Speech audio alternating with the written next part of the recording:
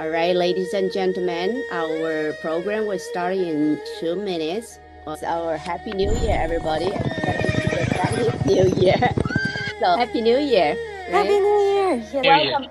Yeah, Happy New Year. Welcome, everybody. My name is Denton Boynton. I'm the chair of the CTBE, Confucianism, Taoism, Buddhism, and Education at the American Educational Research Association. On behalf of the executive board, I welcome you all to our fourth forum of the Global Village Forum Series and also the pre-AERA CTBE virtual receptions. So first, a quick introduction about AERA. I know maybe not everybody is familiar with it. It stands for American Educational Research Association, founded in 1916.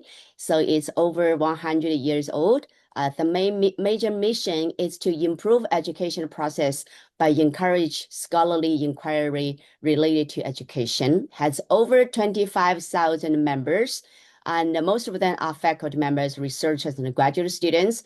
I would say pretty much 100% are PhD or students who are earning their PhD. So it's definitely the largest, oldest, and most respected education research organization. And also CTBE stands for Confucianism, Taoism, Buddhism, and Education. It's founded in 2008 by Dr. Hongyu Wang from Oklahoma State University, Tulsa, and Dr. Shen Li from California State University. The main mission for this SIG is basically to research on how Confucianism, Taoism, and Buddhism in both classical and contemporary schools can be applied and enhance education today. So this is our executive board. I'm the chair, and Dr. Liz Jackson is our program chair. She's a professor and also associate dean at the University of Hong Kong, and Dr. Jason Congling is the secretary and treasurer assistant professor at the Education University of Hong Kong, and Dr. Wen Jing, I'm not sure she's here, and she's our communication chair. She's assistant professor at Xi'an University of Architecture and Technology. So this whole series right now we're having, it's called a pre-AERA. So basically to have other speakers and presenters provide space for them to have conversation, connection, community, culture, collaboration, and also maybe contribution together. The theme for the pre-AERA event is one world, one family, mainly as a response to all the challenges we are facing in the world today. So the whole event will last for 10 weeks from January 28th to April 12th. We're going to have a total 10 online forums and 5 in-person sessions in LA. We have over 50 speakers from 39 universities, organizations, and it's from 7 countries. And the disciplines is cross-disciplines, has philosophy, religion, education, psychology, history, environmental sciences, and Chinese medicine. All right, these are all the speakers. So the program, we're going to have 5 minutes for introduction, and then we'll have a conversation with the speakers, and then we're going to have a Q&A with the audience. We do hope the pre-AEI session is less formal. It's more like a conversation, kind of like tea, coffee talk, and tea house talk. So do have your questions ready. We would really like you to have this kind of a one-on-one interaction with the speakers. All right. So it's my great honor to introduce our first speaker, Dr. Maung Ting Nyeu. Even though we have never met, I actually found him in our SIG member list. I read his bio. I was like, wow, this sounds like a really inspiring person. I would like to invite him. And he's like, how did you get to know my information? I was like, you are one of our members. So let me introduce Dr. Maung Ting Nyeu. He is an indigenous scholar from the Marma peoples of the Chittagong Hill Tracts, Bangladesh, and assistant professor at the University of California, Santa Barbara. His research sits at the critical intersection of indigenous epistemologies, education, and the future of technology, with a specific focus on the ethical implication of artificial intelligence in the global south. Dr. Nyeu examines how AI and digital systems can be designed to revitalize rather than erase indigenous languages and ways of knowing. A scholar and practitioner bridging community and academy, Dr. Nyeu authored multiple award-winning children's books and multilingual picture dictionaries designed to support Indigenous literacy and culture-responsive education. He has also co-authored policy-oriented publications with the Organizations for Economic Cooperation and Development, OECD, contributing to international conversation on education reform and technology governance. Dr. Nyeu serves as chair of the Indigenous Caucus at the Society of Research in Child Development, where he advances Indigenous perspectives in developing science and support Indigenous scholars in the field. His work has been featured by Harvard Graduate School of Education, the United Nations, the Smithsonian Institution, Lakshmi Mittal and Family South Asia Institute, at the Peabody Museum, and the National Geographic Society. He was recognized by the BBC World Service as one of the 50 most inspiring global stories. Dr. Nyeu holds 2 master's degrees and a doctorate degree, all from Harvard University. Wow, quite a background. Welcome, Dr. Nyeu. All right. So next, I'm going to introduce our next speaker, and then I'll come back to you, okay? So next is my great honor to introduce an old friend of mine. It's actually an old friend of my husband. But he left, even though we only met once or twice, but he left a great impression on me. And I know he's doing something research related to China. So I'm very interested to hear, what he has been doing. All right, so it's my great honor to introduce Dr. Brian Lander. Dr. Brian Lander is an environmental historian of China. He uses textual, ecological, and paleoecological evidence to study the long history of how humans gradually transformed the forests and the wetlands to the core regions of Chinese civilizations into farmland. This involves studying long coastal ecosystems and their disappeared wildlife, as well as the history of agriculture, silviculture, and aquaculture. He's currently interested in the environmental history of China's early empires, namely the Qing, Han, and the Three Kingdoms. While these empires are comparable in size, population, and historical significance to the Roman Empire, which ruled the other end of the continent, scholars have done far less work on their environments. From their densely populated plains of the Yellow River Valley to colonial frontiers that stretched across vast regions, the empire has a substantial environmental impact. Lander is particularly interested in the lowlands of the Yangtze River Valley, whose indigenous cultures were swamped by the Han Chinese culture, but whose swamped agriculture resisted colonization as wet rice paddies were instead incorporated into Chinese culture and cuisine. Lan received his PhD from Columbia University in 2015 and held a postdoctoral fellowship at the Harvard University Center for the Environment before taking up his position at Brown University, where he teaches environmental history. He spent 5 years in China along the way. He is currently co-editing a book called China's Environmental History, a reader forthcoming from Columbia University Press. Has it published? I'm curious. Yes? We just sent the manuscript to the press, so Ooh, all right. Yes. All right. So welcome, Brian. So wonderful to see you again. So next, I'm going to hand on to Dr. Maung Ting Nyeu, and he's going to be talking about his research related to the indigenous culture. Welcome. Yay. Thank you, Dr. Deng Ting Boyatin, and thank you for your kind introduction. Shikobaye, Ju, Ayon Maro, Chi Baile, Sari Kahan. Greetings, everyone, and Happy New Year, and greetings from 5 indigenous communities of Chittagong Hill Tracts in Bangladesh. I will start with the land acknowledgement. I acknowledge the land on which UC Santa Barbara sits is the traditional and unceded territory of the Chumash people of California. And my own homeland is the territory of Marma and 13 other indigenous communities of past and present generations. And these places have long served as sites of meeting and exchanging ideas among nations. So here is just a picture of where the Chittagong Hill Tracts is in the map. This is Bangladesh, border with India and Myanmar. And the Chittagong Hill Tracts is the green region.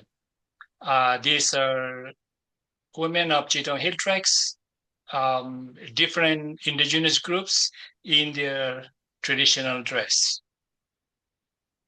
I also looked at the Lepcha people in Sikkim, which is in northeast India. Here you can see the red dot here. I also studied with my colleague the Kankanae peoples of Philippines. For the sake of time, I will focus today on the Chittagong Hill Tracts. However, I will be open to answering questions about my projects in other indigenous communities during the Q&A session. So this is Chittagong Hill Tracts.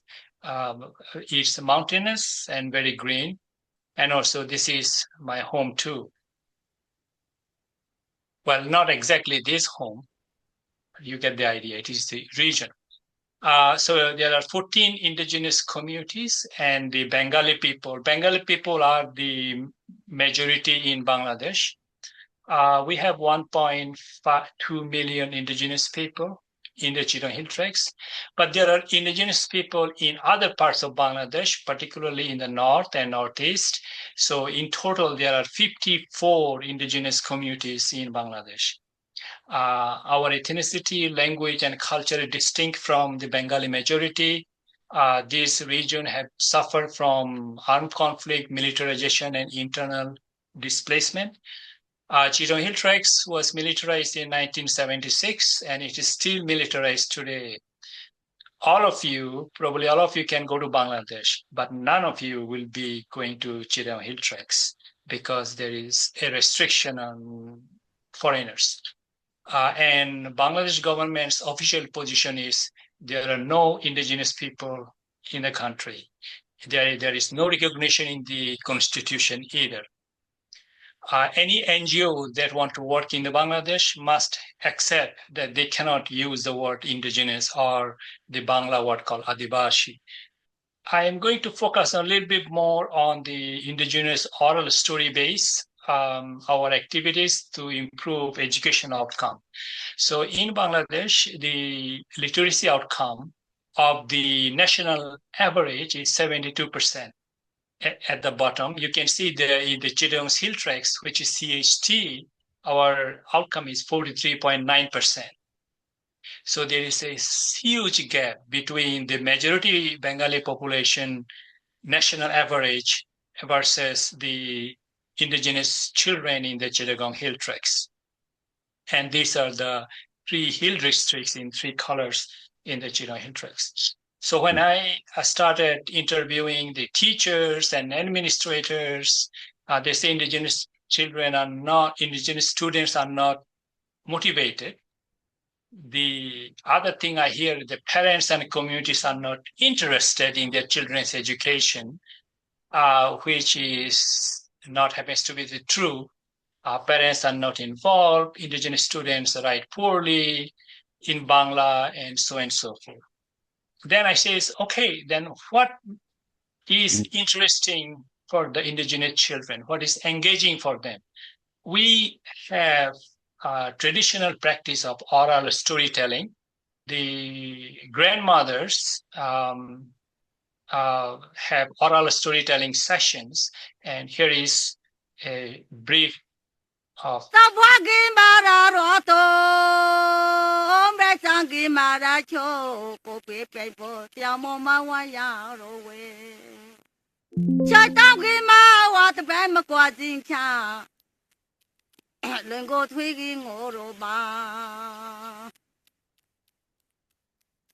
Tawtege madari why magi mamacha the thing that the pamari to the year. The pagi madam yare sitagi mamara the thing that did on paga gonti de. Tawtege mari why magi mamacha the motada palina malongita. Hopia. So she keeps telling these stories 1 hour, and the next day, 1 hour, and then such and such, the whole 2 weeks in poetic verses.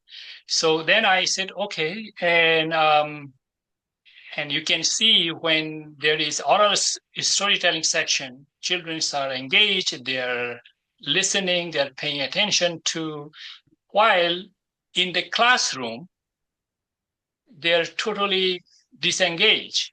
I think that it shows that how the culturally relevant practices are important to the children. The Chittagong Hill Tracts people are primarily Buddhist. We have one indigenous group Hindu, and also there is small number of people who were converted to Christianity during the British colonial time. But primarily, most of the indigenous people are Buddhist. And in Bangladesh, or I would say Indian subcontinent, Myanmar and Thailand, what we practice is called Theravada Buddhism. So this is a golden temple. These are very important culturally to the community members. And also there is a practice where bhavana, which is the Buddhist concept of mindfulness, practiced in prayers, even large gatherings. Mindfulness meditation is practiced, as well as dana. I would point out few Buddhist epistemologies that we can see much in the Chittagong Hill Tracts. Karuna, which is the compassion, metta, loving kindness, and this is the foundation of our indigenous community and pedagogy. Paticca samutpada, it is called dependent origination or interdependence. And also recognizing that all beings, not just human, animals, environment are deeply interconnected. The karma, action and consequences also provides ethical and moral grounding in our education. So I ask our children to collect indigenous stories by interviewing their grandmothers. So they come in and they share their stories. Here is an example of a 4th grade girl telling the story.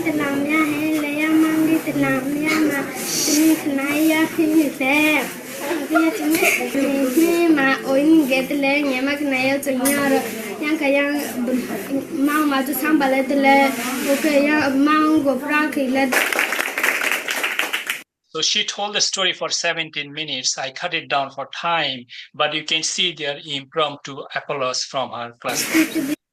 And so I collected over 98 students, and we found 54 stories distinct. And from that, we identified 16 multilingual storybooks to be published. So here are examples of some of those storybooks. And I don't know, in the camera, you can see that I have these books. So these are all based on the oral stories, but also they have moral education into it. So I will share more as we go through this. It also reflects their communities as well as their culture, much of which doesn't show up in the government published textbook, because the government has a single language and single culture curricula, and that serves the dominant majority group. But the indigenous children do not see their communities in the textbook. This is a story of princess and her. There are 7 sisters, and also this teaches the indigenous children about the community, as well as karma that leads to reincarnation. So publish also indigenous language-based picture dictionaries. You can see there are 4 indigenous languages. And also using these stories, we design curricula. Here is just one piece. We design discussion questions, that the way that community practice with the children long before formal schooling happened. So some of the questions that helps students to learn about and reflect on the different characters of the stories, moral and ethical values, and how to be a good human being in our societies. So you can see this is a mindful inquiry, learning as cultivation of bhavana instead of rote memorization. This is a collective learning. These are the 3rd graders.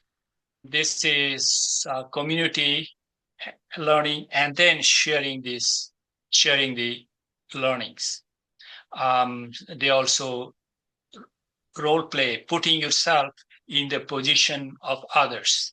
And that is, in psychology, we call it perspective taking, that helps to build the empathy. In the Buddhist principle, it is you help to build the compassion, karuna. So moral and ethical lessons, we found that cultural stories serve as a source of moral and ethical lessons. Discussions, which is indigenous practices, produces more and variety of moral lessons. Not only that, students express interest in taking moral actions, and then also the storytelling as a practice resonates with the lived experiences of students. So when a grandma tells a story, she's not telling the story to her grandchildren. She's telling the story of children from the whole village. By the way, some grandmas are more popular than the others. Here is a story that is Ri Phung Jiang, meaning that water offering stand. So in the Chittagong Hill Tracts, in the villages, you will see that there are big jars, and people wake up in the morning, collect clean water for drinking water, and then leave it in those water offering stand. So that thirsty travelers, anyone passerby, can go and drink. And then take rest also. So what it teaches our children, dana, generosity, karuna, which is compassion. And this is a story about how these practices of water offering stand has come to being as a cultural practice. The frog things, which teaches about cause and effect, karma, but also ahimsa, non-violence. I will just go through very quickly about this story. It is about 1st or 2nd grade stories. So it was raining and the frog was singing, and then it woke up the lion. Lion says, "Why did you wake me up, you little frog?"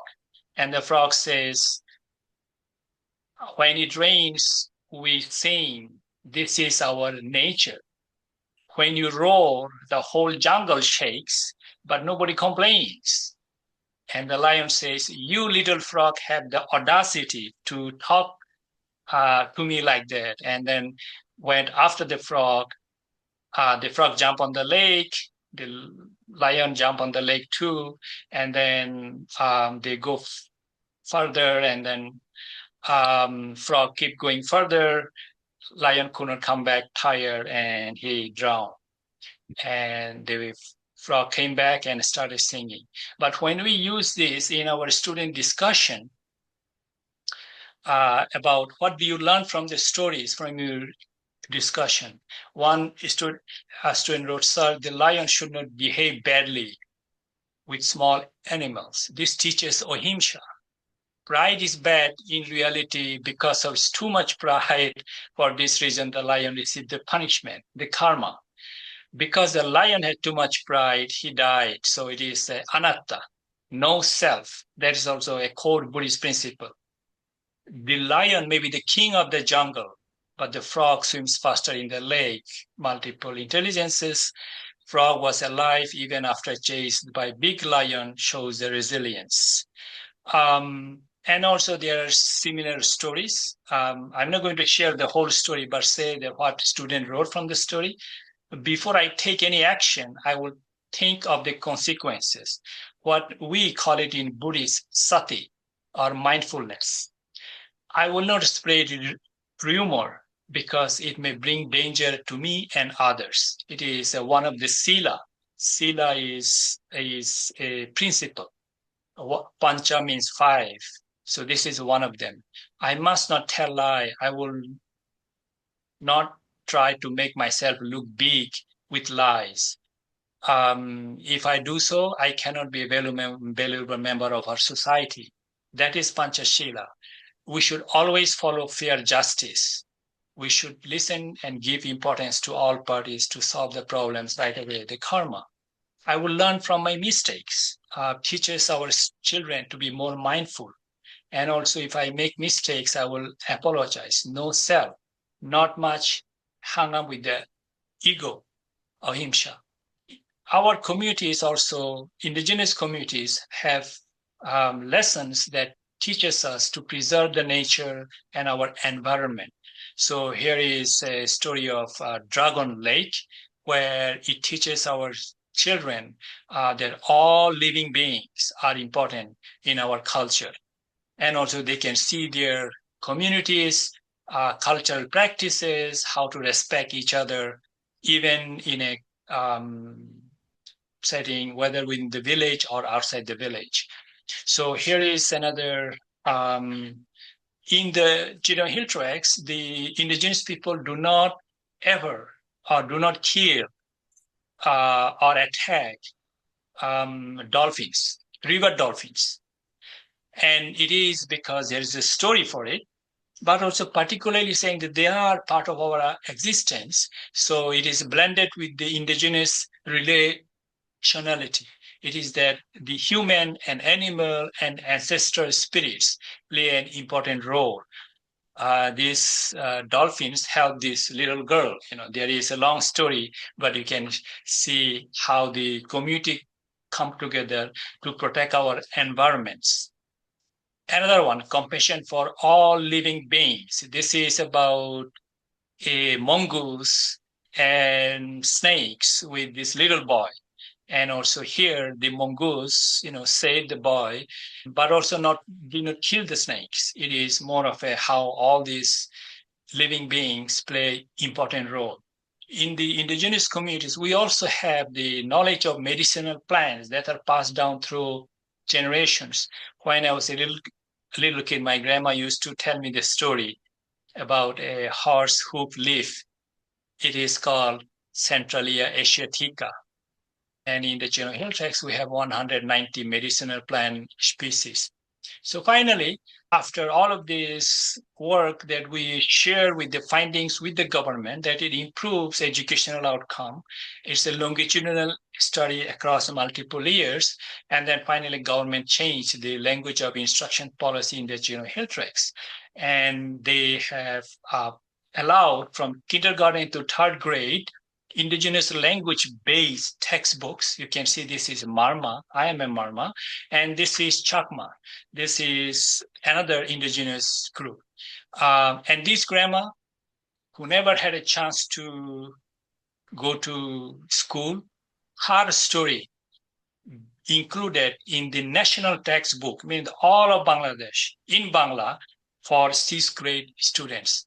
I say that she did not get a chance to go to school in life, but now thousands of schools go through her. We also create stories and songs.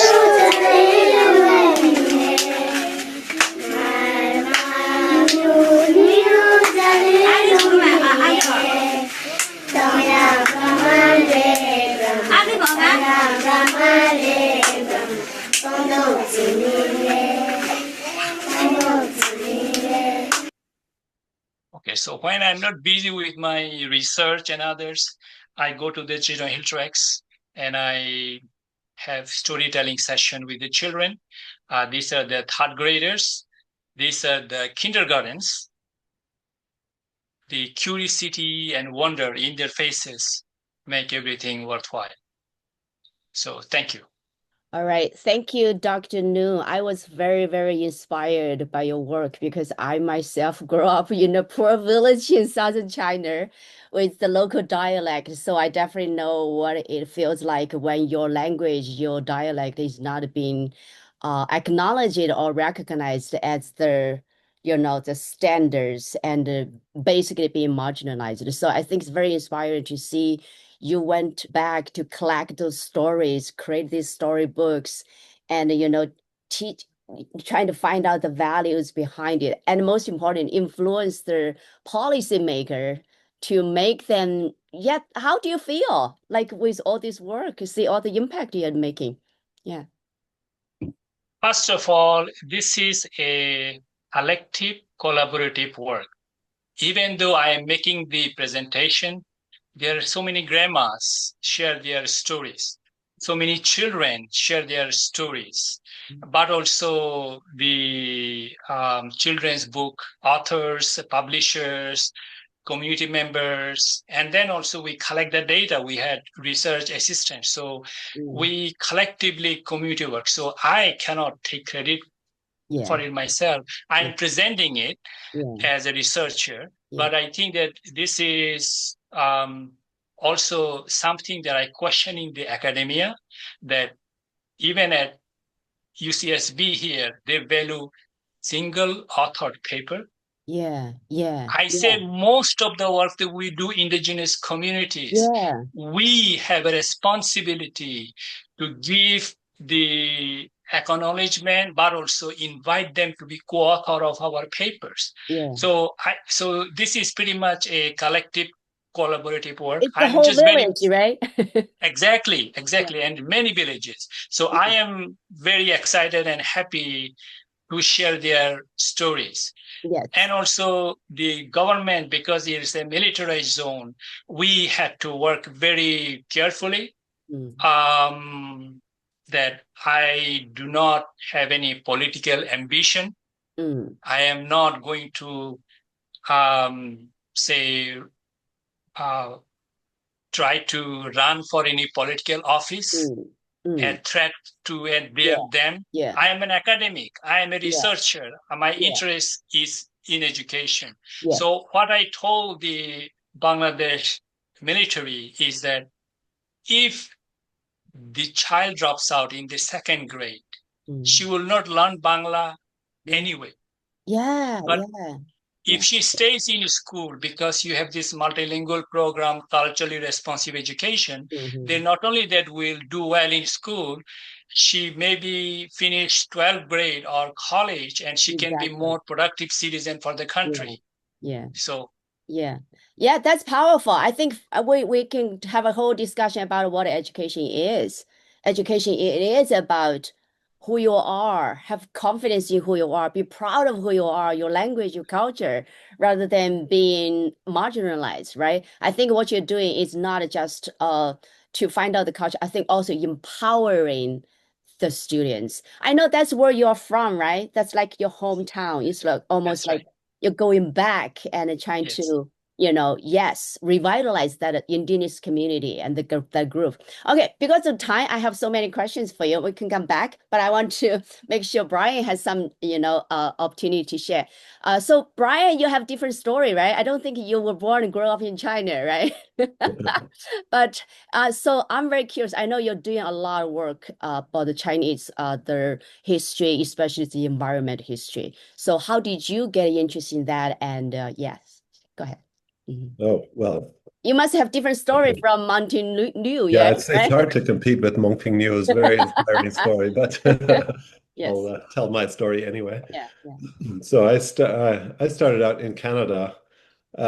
Basically, I got interested in environmental issues. In Canada, a lot of it is about like people cutting down all the forests or things like mining and stuff like that. So I was interested in those things. And then I got I went for a year to Hong Kong, to the University of Hong Kong as an exchange student. And when I got there, and especially when I traveled in China, I was really shocked by how totally destroyed the environment was compared to Canada. There were no forests anywhere, there were no wild animals or anything. It was like people were just using all the land so intensively, and I was just so shocked by it. And so I started to sort of look into it and see whether there were books that I could read to help me understand how this had happened. And I realized that there really weren't very many books. And so that was sort of what led me to think, okay, maybe I should just do this as my research because it seems like not many people are doing it. So I guess that's how I got to it. The other way I got into it was that I was taking a course on ancient Chinese philosophy at the University of Hong Kong, and I found this famous passage in the Mencius, the Mengzi, that talks, it's from about 2300 BCE, or no, 2300 years ago, sorry, like 400 BCE. And it talks about deforestation and overgrazing and people thinking about what the mountain was supposed to look like when people had cut down all the trees. And so I realized that even in ancient China, there were already people thinking about these issues. And this wasn't a modern thing. And so I realized that this is something that could be studied and that there were texts for it. What did you imagine China looked like? Obviously, you were very shocked because I was very shocked. My husband knew it. When I first came to America for the first time, I had the opposite experience because all the movies I watched about America is New York, like the high rise, crowded. And I thought that's America. So when I came to Atlanta, I was like, so green. And so open space. So that's another culture shock. So what did you imagine China looked like before you went there?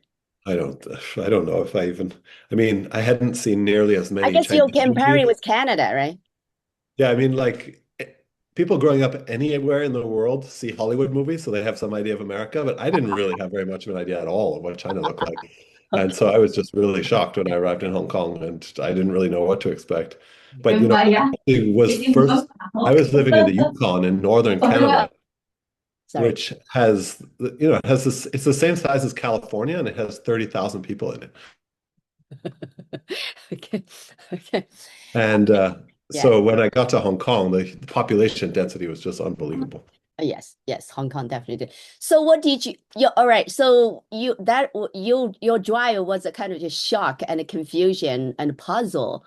Why is this? So what did you find out through all these? I know this many years you've been doing research about it. So well, one thing what happened, One thing is that, when I was growing up, I always got the impression that environmental problems were like a modern thing that originated with industry and were very recent, right? But then once you get into Chinese history, you realize there were 60 million people in China 2,000 years ago, right? So places like Henan, the sort of central area of ancient China, were already very transformed by human activity 2,000 years ago. And so the history of how people have been manipulating and transforming their environments is a long and complicated history. And essentially, it's not really separate from any other aspect of human history. So you really have to get into all kinds of different aspects of human history, which is super interesting. One thing that did become really obvious is that farming and how people produce food is pretty key to how people transform the environment. Because when people want to create food, what they have to do is get rid of environments that exist for other plants and animals and create environments that work for them by growing lots of plants and and raising animals that they will then eat or whatever. And so the fact that like huge amounts of the earth are now used for producing food is, I think people kind of forget that. We often think in terms of industrial pollution, in terms of an environmental problem. But if you were a wild animal looking at the world now, you would still think of agriculture as a pretty big problem. Yeah. But do you feel like, is that a human regress or progress? Agriculture, farming. Well, it's good if you calculate history in terms of how many humans there are, because certainly there wouldn't be 8 billion humans on Earth if we didn't have farming. There would probably be a few 100,000 people on Earth if we had never invented farming. But I think if you look at, like, for example, it's well known among archaeologists that people who lived before agriculture were often healthier than people in agricultural societies, because when you get very dense populations of people who are all living from their crops, they're often malnourished because they only have they're just eating one type of food. And so it's not a simple story, even if you just look at it from a human perspective, it's not a simple story of whether it's good or bad. Sometimes it is not very good for people to be in these very dense populations of farmers. Yeah. All right. So it's harder to say if that's good or bad. But what advice will you give for today's society then? Well, the most simple advice is that we should try to consume less, right? That everything that we consume is something that is taken from nature in some part of the world somewhere, right? So the more any individual consumes, the more we destroy the environment, and therefore the less humans individually, but especially as a whole, can consume, the better it is for the environment. The more space we leave for other creatures. Yes, also waste less. Yeah, waste less of what we consume. So that, I think, is for me the big picture. It applies to energy, food, and all kinds of materials.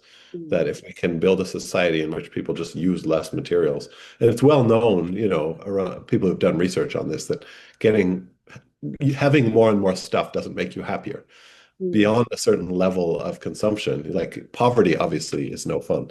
But once people have the minimum amount of food and things they need to live and satisfy their wants, then they're going to be okay. And they don't need to have 3 cars and a house with 10 rooms in it. Can I say it's more like a relationship between human, environment, land, and animal? It's not that we should never farming or, it is the degree how much we are doing it. Are we harming ourselves? Because sometimes when we're over consuming, over industrialization, we're actually hurting ourselves. So it's, can I say that? It's basically the level or the right amount of farming or right amount of industrialization. Yeah, I mean, you could say that. I mean, this all comes down to perspective. Sometimes I ask my students to think about what Chinese history looks like from the perspective of a tiger. Because if you're a tiger, then there's just way too many humans and they've taken all your land and there's nothing left for you to eat, right? And so there's actually no more wild tigers in China at all, right? And so from that perspective, it's not progress in any way. It's just totally destruction. But if you think about it from the point of view of humans, then maybe it's useful that you don't have children that you don't have to worry that your children are going to get eaten by a tiger as they walk to school. Yeah. But is there any way we can still not farming or harming the environment and still able to feed all these many people in the world live? No, definitely not. I mean, for every human that exists, there's less land for some other species. So there is a question, so that it's a question of what is the right balance. But certainly we're not anywhere near the right balance right now. All right. So when you're doing all this research, do you feel sometimes you feel disappointed or frustrated or Well, it's because for me, I sort of have been thinking about these issues a lot. I often find research into it very interesting, even if the topic sounds a bit depressing. But then sometimes I'll talk to my students about it and they will be very depressed by it. And so then I've almost forgotten that this is actually a depressing topic because I'm so used to it. But then when I introduce it to people who have never thought about this, sometimes they will find it very, very hard to take. So yeah. What do you think we can do to awaken that awareness? Maybe environmental, preservation. Yeah, because I think your work is so important, so meaningful. Well, I think young people now tend to the climate crisis is something that most young people are aware of. So I actually think that younger people these days are fairly likely to actually have some idea of the problem. If I was going to give them any message, I would say that it's not just about climate. We also need to think about biodiversity and think about all the other creatures that live on the earth. And since one of the themes of this forum is Buddhism, and the Buddhist tradition really encourages people to think of other animals as part of the same moral universe that we are in. And if you think of it that way, then then clearly that we need to like think of how humans and our societies would look from the perspective of other animals. And I think even if you are not a Buddhist, it's a very useful way to think. It's a very useful thought exercise to try to look at ourselves from the outside. But I think that to some degree, essentially, if you're a person right now who's like just coming of age, if you're a teenager or something, and you look at the world, you're potentially in a lot of trouble, right? So I think a lot of young people are going to be environmentalist regardless of anything, because just for their own preservation. So hopefully we can extend that one step further to think about broader issues that are not just about their own self-preservation. Yeah, it's most expand the perspective and awakening that kindness and compassion inside them, relate with the animal, like the Dr. Maung Ting Nyeu was talking about, right? Yes, compassion. All right. Even though I still have many questions, we only have 9 minutes left. So I would like to open the floor for all the audience and see if anybody else has any questions for you too. All right. So let me unmute them. Brian, I'm wondering, to what degree do you see an awareness of the environmental changes that happened in China historically at the time these things are happening, or shortly thereafter? I mean, is there a consciousness among people in pre-modern China that they have created these changes that you're documenting here? Yes, thanks. I mean, as I said, it was actually Mencius's awareness of these things that got me interested in this in the first place.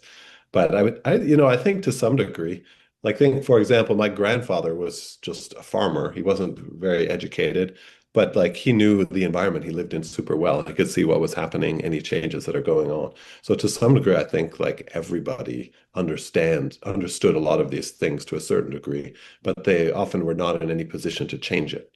They were often in a position where they were aware that what they were doing might not be particularly good for the environment, but they need to stay alive. They don't have any other options, so they're going to keep doing that thing. So I tend to think that sort of the common people that are often looked down on in Chinese history were very aware of a lot of these issues, but were usually not in very much of a position to do anything about them.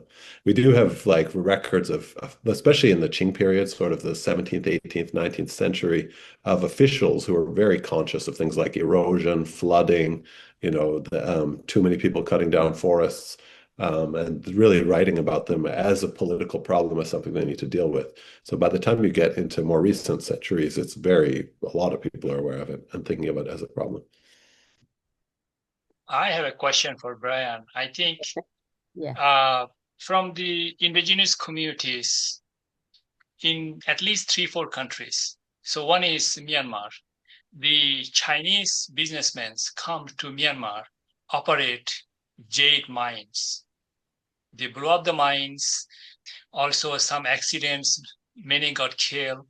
But more importantly, total destruction of the biodiversity in that region. Burma also served as a source for timber for China, even though China is a much bigger country, but they have unrestricted cutting, and Burma is a military government. So as long as you bribe and say the right things, you have some exchanges, financial, and then you have unrestricted access. I also heard in Africa, Chinese businesses went in and pursued gold mining. It is not just only Chinese, but I hear that even in Australia, the Australians have huge mines without any regard for the biodiversity or also the impact on the climate. And often what those governments do, they prevent indigenous people getting access to the forest for food, while they are opening their forest to the multinational corporations in Malaysia, in Indonesia for the palm oil monoculture. So what happens is that indigenous people don't have access to reserve forest. That happens also in Bangladesh too, because we are protecting the environment, while environment is open for businesses. So indigenous people's forest is a food source. So just because we have a large scale mining, we are preventing indigenous people even further to the brink that often they have severe malnutrition. So just a parallel example in the world. So we have whales, and then we have killing of whales. So we have so many whales got killed. And then if we say, well, you are indigenous person, you cannot kill whale. But that is not what we did.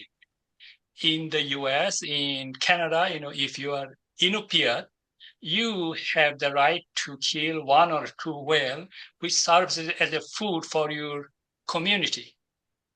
Mm-hmm. Because the whale population declined, not because of them, because of our unrestricted greed, profit at all cost. So one question is the globalization of these environment issues, and also how it contributes to destruction, but also may give a hope to come back and do more collaborative, collective environmental movements. Right. Thank you. Yes, I traveled along the entire Chinese-Burmese border about 20 years ago, and there were a lot of trucks coming over with huge trees, just constant stream of old growth forests being cut down in northern Burma. I mean, I think the broader issue is that if you ask an economist, they will say, look, the people of China and India are being brought out of poverty. And that's obviously true for anyone who's been going to China for the past 25 years. The people's condition of life is far better than it was. But what does it mean for hundreds of millions of people to be consuming far more than they were before? What it means is that resources all over the world have to be extracted and have to be brought into those places. And so essentially, economic experts in the West, whose wealth was created by pillaging all over the other parts of the world, including Burma, including India, created a model of overconsumption that now the rest of the world is encouraged to want to copy. And the fact is that the Earth cannot support this level of consumption, especially for 8 billion people. All right, Adrian, you have a question? The last question. Yeah. Yes, I do. For both of our speakers today, thank you very much. I was wondering, with 2 very different presentations, in our educational world of performative-driven curriculum in schools, how would you advise that we expand different curriculum, different modes of learning to incorporate both of the styles of learning that you're talking about in your presentations? Good question. So Brian, you want to say something? No, you go first. Okay, so I think it's a very good question, Adrian. I would distinct or differentiate between education and schooling. Indigenous communities have educated their children for millennia. Yes, they did not have a formal school setting we have today. So when I ask our grandmothers, say, this is we are doing for education so that they can do. So, well, we also teach our children how to be a good human being in our society. Is it not education? Yes, they don't go to school, or not everybody gets the opportunities to go to school. But the other part, which is a core part of your question, is more of our schools become removed from the context and from culture. In many parts of the world, I mean, in the US, we have each state can set their education policies, but many parts of the world, Malaysia, Indonesia, Myanmar, Burma, and Bangladesh, it's a mono or single curriculum policy that doesn't reflect, in many cases, the lived experience of indigenous children. Not only that, once they get some education, they don't know how to do it, because they are neither competing with the dominant majority group, neither they are useful in their communities. So I have seen this remarkable rise of high school graduates in Bangladesh, Myanmar, and Burma, and also Philippines. They have no employment, but also they don't know much work, what they can do with their communities and work, make a living within their context. So I think that then they get depressed, they go to the cities, they become underemployed, and in Bangladesh, live in slums, in Delhi, live in slums, in Bombay, live in slums, right? So I think that the education doesn't reflect, they emphasizes the old colonial British system, which is rote memorization. And also I hear from both Myanmar and India, Bangladesh too, is that they ask me as a professor in education, say how we can improve students' English. I say, why?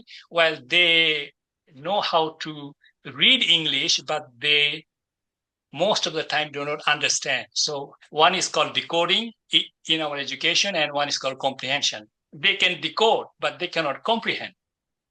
And so this creates many problems in this education curricula, which is not thinking for the 21st century, what is going to be useful for them within their context, still keeping the option open so that they can communicate, go in different parts of the world and grow and thrive, but without having the connection to where they come from, that environment, how we can preserve this environment here, how we can build sustainability in the community that we grew up. More importantly, it is not about money always. How we can be a good human being in our society. Our indigenous elders say to us, what is their education goals? Yes, they need to work and get a job, but emphasizing more is that how we can help them grow as a responsible, ethical person in our society. We have a lot more work to do. Good question. Thank you. Great. I just have a very brief answer, which is that I think there's a very strong trend in North America to move away from the idea that we want everybody to be educated so that we can have a democratic society and people can think about things for themselves, and a very strong movement towards the idea that education should just be for training. And I teach at a very elite university with a lot of rich kids. And what's happening now is that you have to be rich to go to a university that's really focused on education rather than training. And so I think we really need to resist the idea that all people need is training. We don't need this whole education business anymore. So that's my insight. Thank you both. Could I jump in with one last quick question? Because by listening to everyone talk here, it's made me think about the issue of the commons and commoning, which has become a major discussion among a lot of economic thinkers, and recently, like Guy Standing, most probably like famously right now. And this idea that because as Professor Maung Ting Nyeu was saying, of what happens when people lose the environment they have traditionally used to sustain themselves, basically, as a part, it has cultural and economic and all kinds of impacts on them. And I'm wondering, Brian, because it just occurred to me, I never thought to look into this myself, but it's been well studied, this idea of the commons in European history and how towns and villages had these large areas that were communally owned, basically. Do we have anything parallel in the Chinese history that you've seen? Well, Chinese environments became sort of commodified quite early. Like even in the Song, you have whole mountainsides where they were owned by large groups of people and you could buy shares in them. And so essentially the sort of almost like capitalist exploitation of environments actually was and even playing subsurface rights and everything else were already being sold separately and all. Yeah. I actually believe that the early Chinese empires tried to get rid of communal rights because it prevented them from collecting taxes on things. And so that there was a movement towards trying to get everything individually owned so it could be easily taxed by the state. But there are also the lineages of South China that did have sort of corporate ownership, corporate in the sense of group ownership of resources in a way that might have been sustainable. This is something that is just starting to be studied. So there's a lot more research to be done on it, but it's very interesting. Thanks. Ladies and gentlemen, even though I have a lot of questions, I didn't get a chance to ask, but I want to really thank our two speakers for sharing their expertise today. I think it's really a wake-up call for myself. A lot of time we think we are moving forward, maybe we are moving backward. Sometimes maybe we think we are making progress, but maybe we are regressing. I think Dr. Maung Ting Nyeu's presentation really made me realize education is about, I like to use the word going home, like what you're doing. You are going home is to find out, connect with yourself, or find out who you are, and be proud of who you are, and find that voice inside you. And Dr. Brian Lander's presentation. So I'm so happy you accept my invitation, because I really think your work is so important. In a world we're all chasing the so-called success, but we are actually really disconnecting from our humanity, and also disconnecting from the land, the environment, and the global village. So thank you both so much. It's such a wake-up call for all of us. All right. So before we end, let me make some quick announcement about what's coming next. For our next, let me see. For our next, we're going to be, oh, wow. Our fifth one already. It's going to be February 25th. I will be giving the flourishing tree. This is my work of the positive psychology, a model of K-12, a well-being positive psychology model. And then Mr. Ryan McElevin will be talking about U.S.-China relation in the era of rising nepotism. So it's a political and a psychology combination. All right, thank you, everybody. See you next week. Bye. All right, thank you, Brian.